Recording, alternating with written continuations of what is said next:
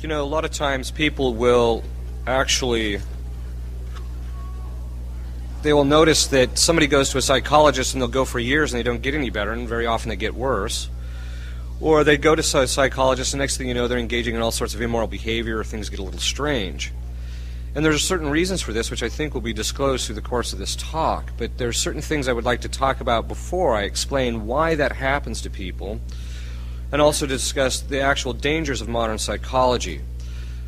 Usually when people see that I've written a 3-volume work on psychology, it's, you kind of get into apologetic mode. It's not like the other stuff out there, is what you want to tell people. But in order to kind of lay the groundwork, I'd like to start with a distinction which in the medieval period they used to make in every science.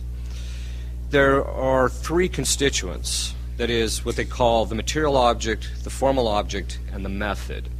The material object is the thing you're studying. So in the case of biology, you're studying, living things and that kind of thing. In chemistry, you're studying chemicals and that type of thing. And then the formal object is the perspective that you take on it.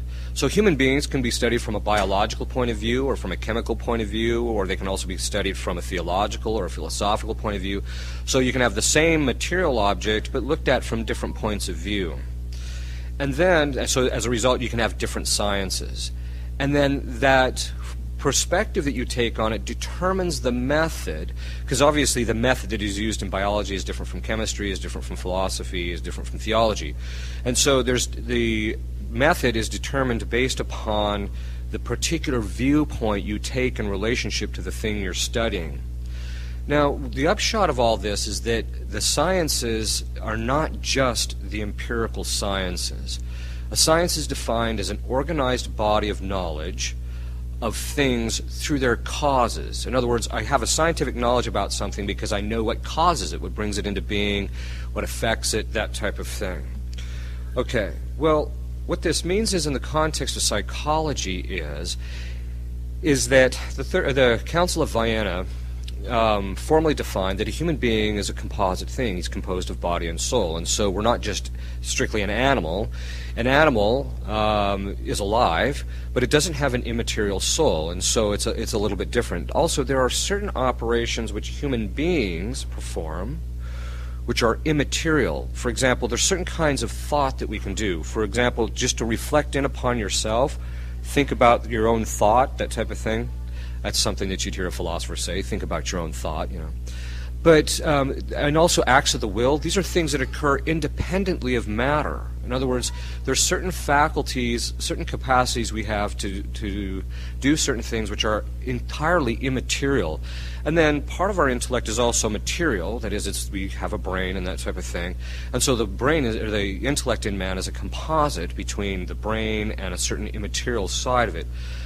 But what all of this ultimately means is that modern psychology doesn't understand its object of study. And the reason it doesn't understand it is because it assumes that the object that it studies is purely material. It puts away any concept of a immaterial soul. It tends to treat human beings like strictly like an animal. And so what they tend to think is that if you can just grasp the empirical scientific side of human beings, then you'll be able to explain everything that goes along with psychology. But that's the problem. We do perform certain operations. That is, freedom of choice. How do we know freedom of choice is not material? Well, because of the fact that physical laws always determine physical outcomes of things. Whereas freedom of choice, it can go one way or another, so it's not predetermined. And so the capacity for us to choose one thing over another is a sign that it's not bound by matter, because otherwise we would always choose the same thing under the same set of circumstances, and that's not always true with human beings. So the formal object, so the object of study ultimately is man, intellectually. That is, what constitutes the right functioning of his intellect. And then the formal object is looking from his intellect, and then it's looked at from the point of view. So the formal object is the perspective that we take on it, which is his health, his mental health. And by health we mean that his intellect operates rightly, that it functions properly. The method, therefore, depends upon the formal object, but that means, therefore, you can't have a purely empirical science regarding human psychology, because there are certain immaterial operations that we perform, certain immaterial acts, like certain kinds of thinking, like the concept of truth is something that we grasp immaterially. You know, you don't see the actual truth going down the street. You know, there goes truth, because truth is something which we know independently of matter, and so because there's not a material thing called truth. So that means, therefore, that when you're looking at studying human psychology, you have to look at it from the right point of view, otherwise you're just going to get things wrong. And that's what modern psychology has done. They have treated man in such a way that he's not viewed as having an immaterial soul or any type of immaterial operations, and so they tend to look at him from a purely material point of view, and that has determined their method. So their method is one of the empirical sciences, so they try and measure it, measure his reactions. They try and figure out biochemically, if we can just manipulate the biochemistry in his brain, the person will be perfectly healthy, which I'll have a few things to say about that later.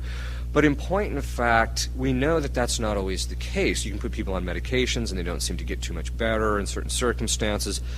But in point and fact, there are certain things that we do. There's certain freedom of choice. One of the things they've discovered, too, is that you can actually change the material disposition of your brain, the material operations in your brain, just by the choice that you make in your behavior. And this is something that they've known. You know, if you think a lot of depressing thoughts, your brain begins to adjust itself. That's a dictum in the scholastic age, that the body adjusts itself to the operations of the soul. So that means if you think depressing thoughts, your brain adjusts itself so it can be depressed all the time. And then they say, well, see, depression is a material problem. No, it's not. That can be part of it. It could be the type of thing that someone has an indisposition, but in a lot of cases it's the particular choices that they've made that have led to this kind of a thing. They've also discovered the same thing with lying, that lying actually changes the brain structure, the actual wiring in your brain. The other thing they've discovered too, and this is one of the reasons why I tell people keep your children away from television, they have found that children who watch large amounts of television, 2 to 3 hours a day, under the age of 5, it will cause brain damage, because of the fact that the brain at that stage is not wired to handle the rapidity of the images that occur on a television. So it's another good reason to read a book rather than to watch television. But the point in all this is because modern psychology looks at human beings as purely material, it means that most of modern psychology it's not a valid science. Because in order to be a valid science, you have to have a knowledge of the thing through its causes. Well, the fact of the matter is there are certain immaterial causes and certain things that occur in us immaterially which cannot be empirically measured, which is what they've tried to actually take. And historically, up until the advent of modern psychologists like Freud and the like, psychology was always considered a philosophical science because of the fact that there were these operations which we perform which are immaterial. But then when certain people came along and just considered us an advanced animal, they figured, oh no, it can be just empirical science, and then that's the end of it. And then because of that view, they've changed their methodology. So their mode of proceeding in the psychology has been an abysmal failure. And this is the thing that's happened. One of the things that they've done is because of the fact that they got off on the wrong footing, because they don't understand how beings are designed and how they function and the interrelationship between their faculties, like their emotions and their intellect and things of that sort. Because they don't understand these things, it's been an abysmal failure. I mean, their success rate in California, they decided to do a study, and they took 1,000 people off the street that had psychological difficulties, and they put them in front of psychologists, and they noted the success rate. And then they took people just off the street and said, put them in front of the person that was mentally ill and says, here, help this individual. The people off the street had a far higher success rate than the trained psychologists. And that actually tells you something. It tells you they don't know what they're doing. You know, if I go and I study if I go to study what it is to be a veterinarian, and then somebody sticks me in front of a car and then tells me, okay, now help this person, I'm going to be a disaster. I'm not going to know what I'm doing. I'm going to start pulling wires and things aren't going to run right and that type of thing. And that's what's happened in modern psychology. The empirical method cannot deal with free will and intellectual knowledge, and so they treat him like a man. John Watson in his text, Psychology as the Behavioralist Views It, says, quote, "The behavioralist, in his efforts to get a unitary scheme of animal response, recognizes no dividing line between man and brute." So in other words, usually most psychologists tend to think us as advanced animals. In addition, there's a systematic rejection of God. And this is partly due to the fact that many of the psychologists were immoral men. If you want to know the lifestyles of people like Freud and Jung and the like, you can read Libido Dominandi and Degenerate Moderns by E. Michael Jones. And they'll give you an insight into why these people began promoting certain things in their psychology and why they tended to ignore things like God or just act like God didn't exist and things of that sort. Jung makes the observation that in his 2 essays on analytical psychology, he says, quote, "Simple-minded people have, of course, never separated these things from an individual consciousness, because the projection of gods, demons, etc. has not been understood as a psychological function, but the projections have simply been acceptances of reality, that is, they accepted them as realities, and their true character never recognized. Not till the age of enlightenment was it discovered that the gods did not really exist, but were only projections.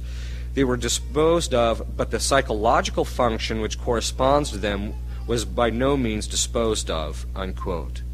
In other words, what he's saying is, now remember, Jung is one of the principal influences of convents in the last 40 years, that there was no God, there was no immortal soul, and that this was all just a projection of man's desires or wants or needs or what he thinks, and so these things didn't really exist. That means if you take that perspective on human beings, it's going to determine how you psychologically form them. For example, let's say suppose somebody undergoes an abortion. Now, one of the things they've found is that most women, the trauma in abortion is so severe, it usually takes 8 to 10 years for them to really come to terms with it. And that was one of the difficulties that they had in some of the studies, is the fact that it was hard to get a real read on the psychological health of women after abortion because of the fact that it took years for the women to actually come to a reckoning in relationship to it. But they would feel guilty very often, and what modern psychology would do is try and say, well, there's no reason to feel guilty. There's no God, there's no such thing as really morality. This is just something that you did, and so don't worry about it. Just move on with your life and accept that this is just the way things are. And so in the end, they don't really help people because why? Human beings have a natural inclination to guilt when they do something wrong. They have in other words, it's built into our very structure by God to want to worship Him, to want to have communion with saints and angels and things of this sort. Now, it takes revelation for us to know how that all works. But we have these natural inclinations towards that, and modern psychology has thwarted those things, and it's made people feel even worse. And usually when, my experience is usually when modern psychologists get done with most people, they're usually worse off than when they started. In fact, one of the modern psychology has not produced what it claims, that is mental health. The success rate of your average psychologist is less than 10%. Less than 10%. That's the success rate of your average psychologist. If he uses drugs, it's a little bit higher. But this often just merely masks the problem, and it doesn't really solve the problem. And to see, the fact that there hasn't been much success, you can read the book Psychological Seduction by William Kilpatrick. And he also has another one called The Emperor's New Clothing, which tells the story, and this is just, it talks about the fact that there has not been much success rate among them. Modern psychology is not scientific because it was or is an empirical. It's not empirical scientific. It is. It would produce the effect of mental health, much like empirical scientists can produce experiments in their lab. In other words, just as a chemist can take oxygen and hydrogen, put flame to it, and it'll explode. In other words, and they can do this consistently. If, in fact, psychology was an empirical science, they should be able to produce the same kinds of effects repeatedly in people, and they can't, which is a sign that it's not an empirical science. And this brings up fraud.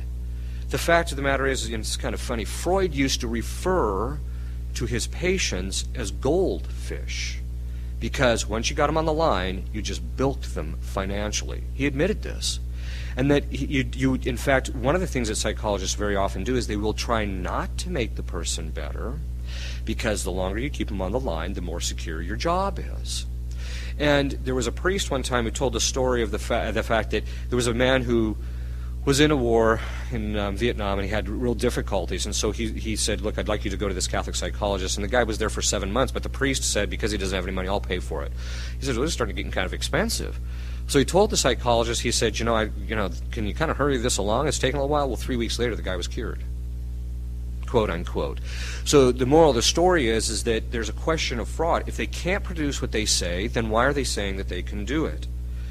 In fact, most psychologists tend to make people more dependent on them rather than psychologically healthy, which makes people more self-sufficient and independent of them. Then it is not scientific because it does not take into consideration the causes of mental health or illness because of its empirical method. And there's certain things that affect our mental health.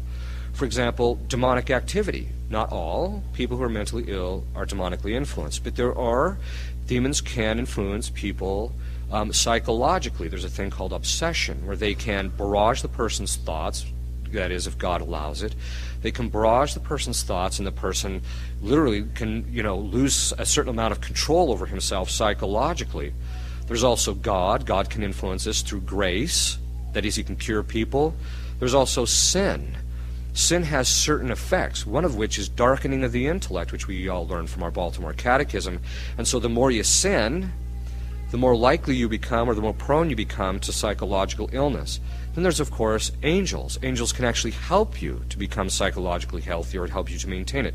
So the point is that there's certain things that can affect certain causes of our mental health which they preclude. Now, if they preclude them, then how can they make the claim to know the causes of mental health? In other words, how can they make a claim to be scientific?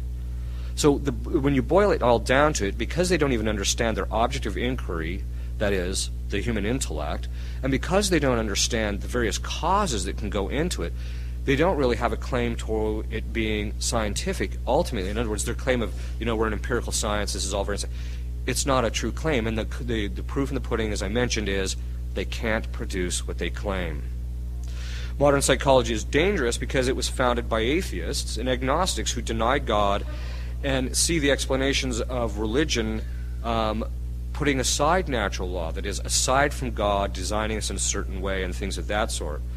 Modern psychology is also very dangerous because it encourages sin. For example, they'll often say, very Freudian, that most psychological problems is because it's a frustrated sexual libido. And so you just have to give free rein to that and then you'll be fine. Well, and this is why very often they'll encourage people to engage in things like self-abuse, sodomy, and the things of that sort. In fact, many of you might have heard, there's a book called the DSM-4, which gives a list of all of the psychological illnesses and their causes and effects and what to do with it, etc.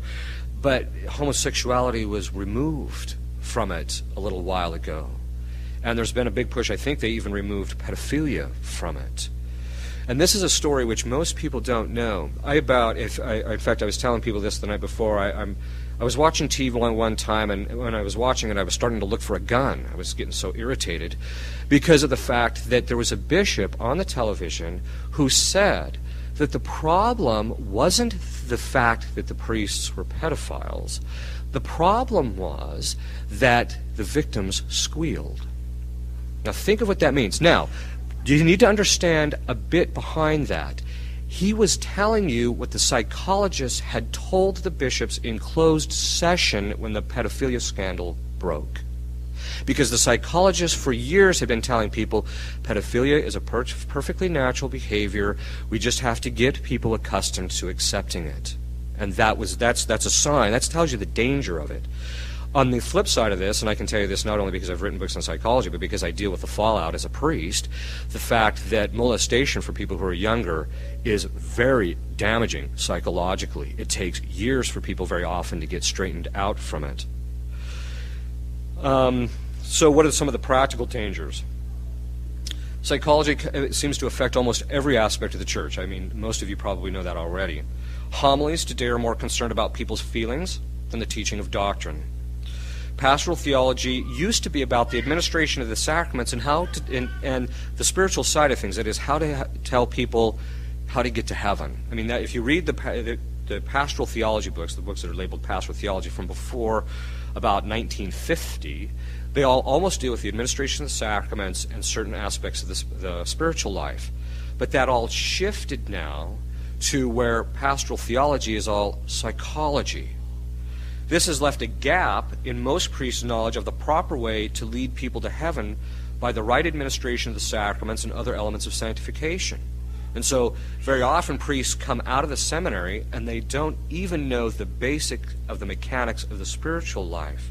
In fact, in the Diocese of Lincoln, which is considered one of the most healthy dioceses as far as the presbyterate goes, I gave just some basic things on how the gifts of the Holy Ghost affect us psychologically. And at the end of it, some of the priests were stunned. They said, we didn't know any of this. And they're sent to decent seminaries. So it's even worked into even some of the good seminaries. Seminary formation, that is their character formation, that is what they consider good and bad, as well as their intellectual formation is heavily imbued with psychology. And what does this mean about our future clergy? I mean, most of them know more about, modern psychology than they actually do about what the saints say on how to save your soul. The governance with the church is more concerned with how people accept the teaching rather than the teaching of the truth. As I mentioned, the pedophilia scandal is the product of modern psychologists saying that it's not a problem, Moral teachings and practice have collapsed because modern psychology does not give full recognition to the natural law or to religion, which would teach a proper code of conduct. Then this is particularly the case, again, in the area of the Sixth Commandment. In other words, there is a real problem because psychology has gotten into it. Morality, it's not an issue of morality. It's not about teaching people the right way to do it and the wrong way to do it. It's really just about teaching people to come into communion with their emotions and how to get along with people, not to hurt people, help people to feel emotionally happy and things of that sort amongst each other, rather than charity. I mean, if you ask the average person what charity is, they usually, the first word will be out of, you got to be nice. Well, that's not the traditional understanding of it. The traditional, even though meekness, which is also sometimes labeled as mildness, is part of charity. But charity is love of God and love of neighbor for the sake of God, and we all know this with children. There's certain times you can't be nice to them if you're going to ultimately be charitable to them. In other words, if you really love them, you have to discipline them. So in other words, it's even affected our moral teaching within the church. The other problem is I mentioned immanentism last night. And immanentism is, again, the philosophy which tends to make ourselves the principle of judgment about what is right and wrong and what to do, what we think about God.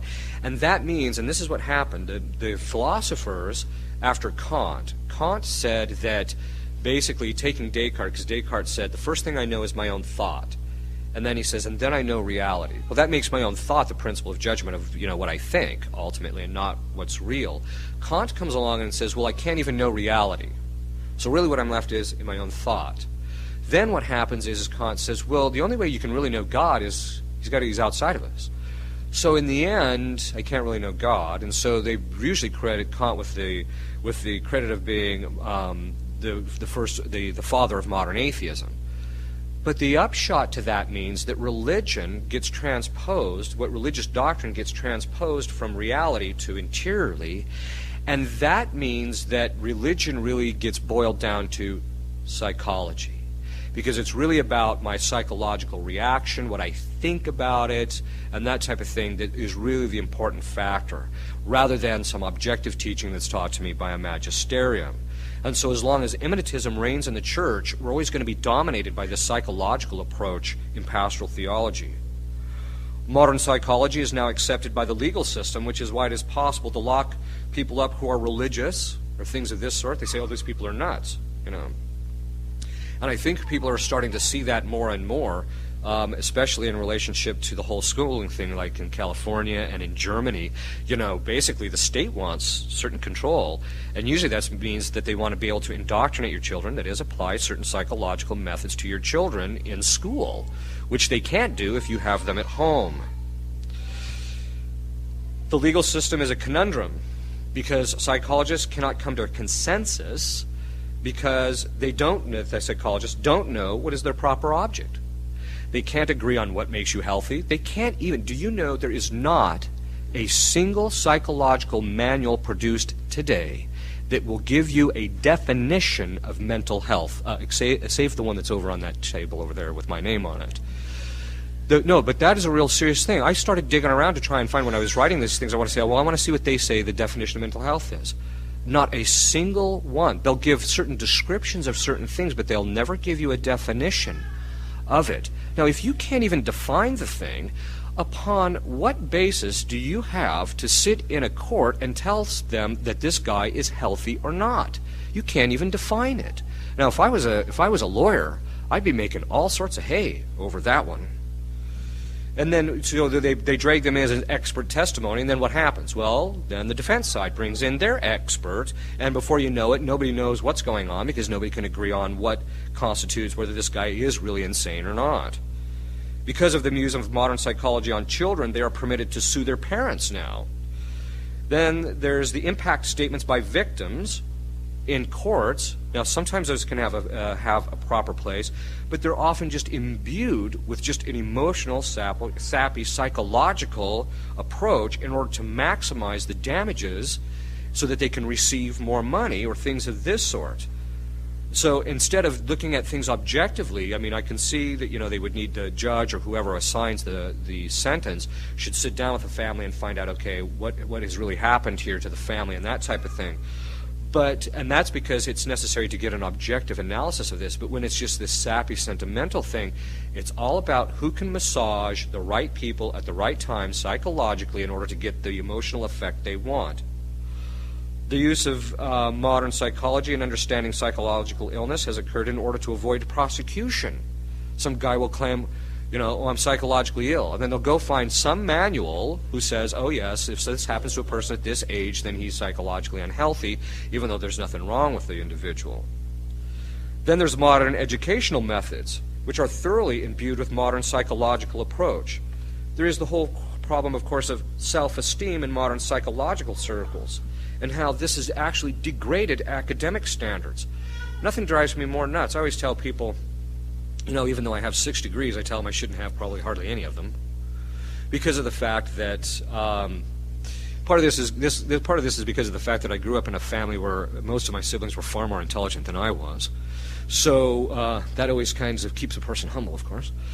But in the past, the academic standards, most people barely finished high school, if that. And then out of that, only a few were suggested, you're very bright, maybe you should go on to get a degree in college. And then out of those, maybe 1 in 50 went on to get their master's. And then out of those, maybe 1 in 20 got a doctorate. Well, now we all know doctorates are a dime a dozen. And that's because the academic standards are so low that the cream of the crop, as my cousin says, it's no longer the cream of the crop at the top.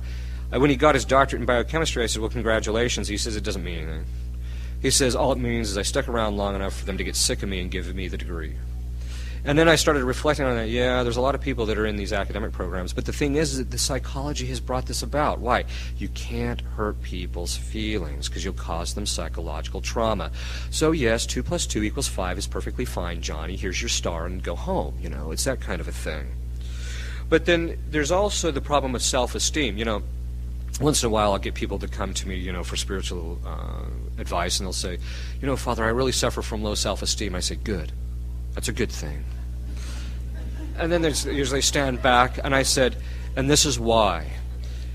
Because, as we all know from the teachings of the saints, any bad thing that's in us is our own fault, and anything good is the result of God working through us. So if there's anything to be esteemed, it's what God is working through us. So, and that's, the point is that you should, when we look at ourselves, we realize how wretched we truly are, and that's called truth. And that's the thing, one of the things that modern psychology hasn't gotten a hold of.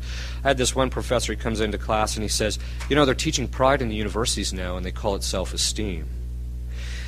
And that doesn't mean, of course, that you go around, denying the virtues or the perfections you have. It's just that whenever you look at them, you must always refer them back to God, because otherwise you'll think a bit too highly of yourself.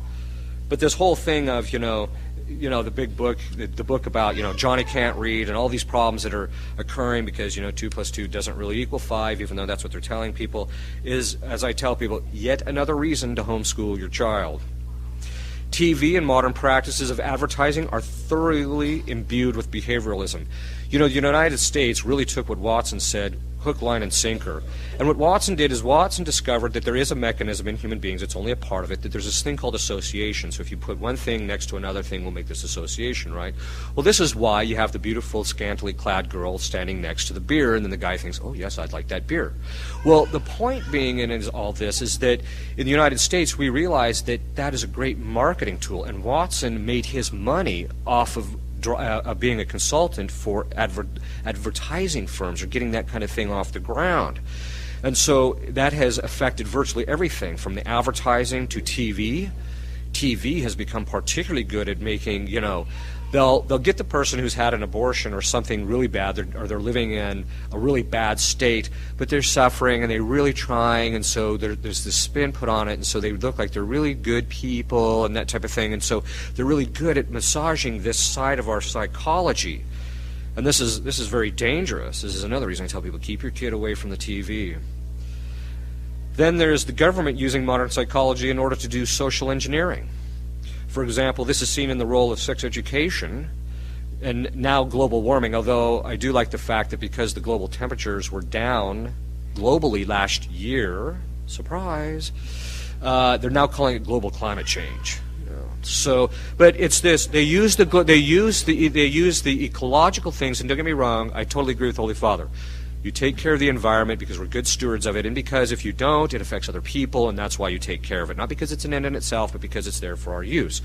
And it's just a matter of being prudent. But on the other hand, you know, it's one of those things that they use these things to try and manipulate people's behavior. Global warming, you can't drive, you can't drive, you can't drive, you know, that type of thing. They're also affecting people's understanding of the family unit and the role of women in society. And so it's affecting us on a variety of different levels. In families, you have the Dr. Spock approach to children discipline. Never mind the fact that God told to spare the rod, spoil the child. I mean, it's God, the one who designed it. Here's the manual on how to take care of your kid. And then we ignore that and follow Dr. Spock, who says you should never discipline your child because it's bad. And then, of course, they do these studies and say, oh, spanking leads to problems later. Yeah, well, there's a problem with the control group in those studies, or they tend to focus on certain things. And this is one of the things why modern studies, especially the stuff that's based on statistics, you can get almost anything you want out of these studies anymore, depending on how you control the situation or to control the questions or things of this sort. This is a sign that people are listening actually more to psychologists than God, partly due to the fact that modern psychologists have inserted themselves in the place of God. In fact, B.F. Skinner in the book Walden 2 basically considers himself the Messiah, that if people will just simply follow me, I will cure everything. The role children play within the family, insofar as there is exaggerated attention given to what they want, never mind what they need morally, spiritually, or psychologically. Then there's the modern psychology has waged a systematic war against the traditional family hierarchy and unit. And this came in the way of blaming parents for everything.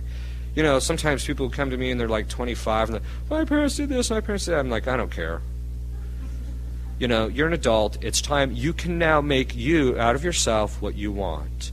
You know, there's that whole thing. It's based on, actually, it's based on Thomism. That John Paul II writes this thing called the acting person. He says, you know, that we can actually determine what we become through our actions. And this is something that modern psychology has taken away from people. Oh, it was your environment, and because your parents were bad, this is why you're such a basket case. No, you're a basket case because you chose to go out and live immorally, is very often what you have to tell people. And this is also another sign that they're denying free will, but there has been this erosion of the family unit and an attack on the authority and the hierarchical structure within the family, particularly against parents. So what does this mean? Well, virtually every aspect of modern life is now imbued with modern psychological manipulation. Parents, I think, need to be really aware of this if you aren't already. So how do you avoid it? Well, it's quite simple. First, turn off the TV when you got children. That's the first thing. The second thing is homeschool, because you can determine what your children actually learn and how they learn it.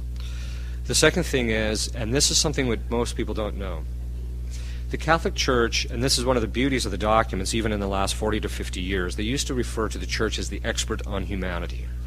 The church has built into its teaching, because God directs it and guides it, and it's also the case in Revelation, that, as John Paul II says, God reveals man to himself. In other words, we're a bit of a mystery to ourselves because original sin dumbed us down significantly.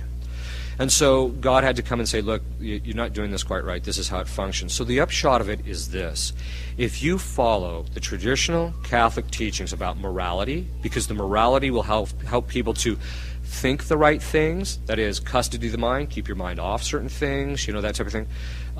It will teach you the right mode of conduct. It will teach you, if you just follow the traditional Catholic moral teachings, and if you follow the spirituality as is delineated by the lives of the saints, and you lead a good moral Catholic life, because of that, the whole deposit of faith, grace builds on nature. The whole deposit of faith which the church has received from God is built directly on human nature.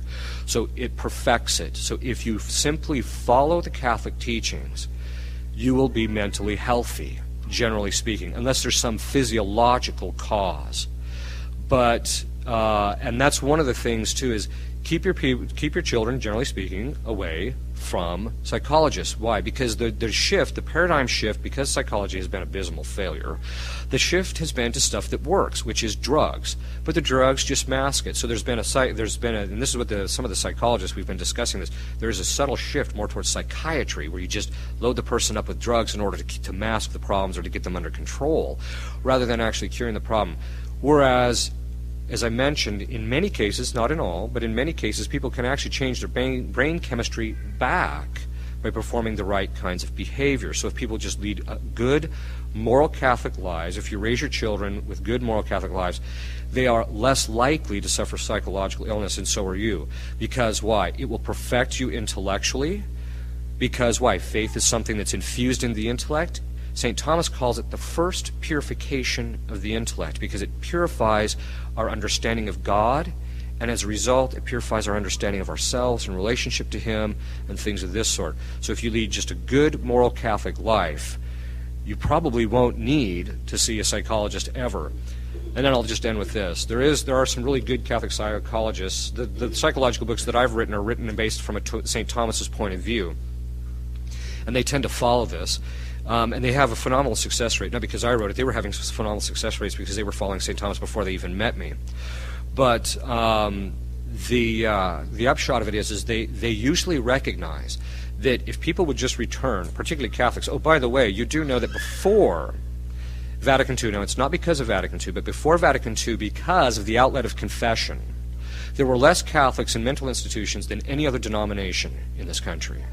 After Vatican II, there are now more Catholics in mental institutions than any other denomination. Well, that tells you if you lead a Catholic life, you're less likely to have psychological difficulties. But the psychologist said to me, he said, if people were leading good Catholic lives, there probably wouldn't be any need for us, that is, the good Catholic psychologists, who follow a Thomistic understanding and not the empirical method. Most of them would jump through the hoops in order to get it because they knew it was all nonsense in order to get out there, and they have a high success rate. But and I said, not necessarily. You will need you for the more extreme cases. But as to 99% of the cases, you're right.